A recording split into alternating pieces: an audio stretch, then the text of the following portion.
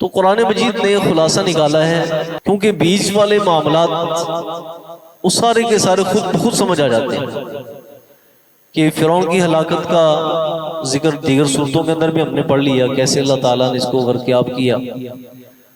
اللہ تعالیٰ فرماتے ہیں کہ یقدم قومہ یوم القیامہ، کہ فرعون اپنی قوم کا پیش رو ہوگا قیامت کے روز۔ جس طرح دنیا میں اپنی قوم کو لیڈ کر رہا تھا اور قوم اس کے پیچھے پڑی رہی اور ایمان نہیں لائی، تو قیامت کے روز بھی یہ لیڈ کرتا، ان کو جہنم میں لے جائے گا، تو اس کے پیچھے اس کی قوم بھی ہوگی۔ تو فرمایا یقدم قومہ، وہ اپنی قوم کا پیش رو ہوگا یوم القیامت، قیامت کے روز۔ فَأَوْرَدَهُمُ النَّارَ، اور ان سب کو آگ میں جا کھڑا کرے گا، جہنم میں آگ میں وارد کر دے گا، اس میں داخل کر دے گا۔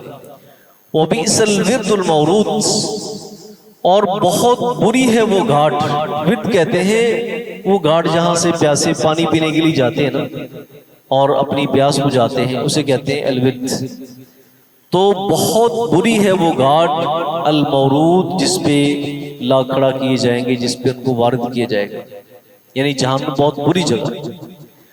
وَأُتْبِعُوا فِي هَذِهِ لَعْنَةً، اور پیچھے لگا دی گئی اس دنیا میں لعنت، وَيَوْمَ الْقِيَامَةِ، اور قیامت کے دن، یعنی دنیا میں بھی ملعون ٹھہرا اور آخرت میں بھی ملعون، یعنی اس دنیا اور آخرت میں اس کے لیے اس کے پیچھے لعنت کو لگا دیا گیا۔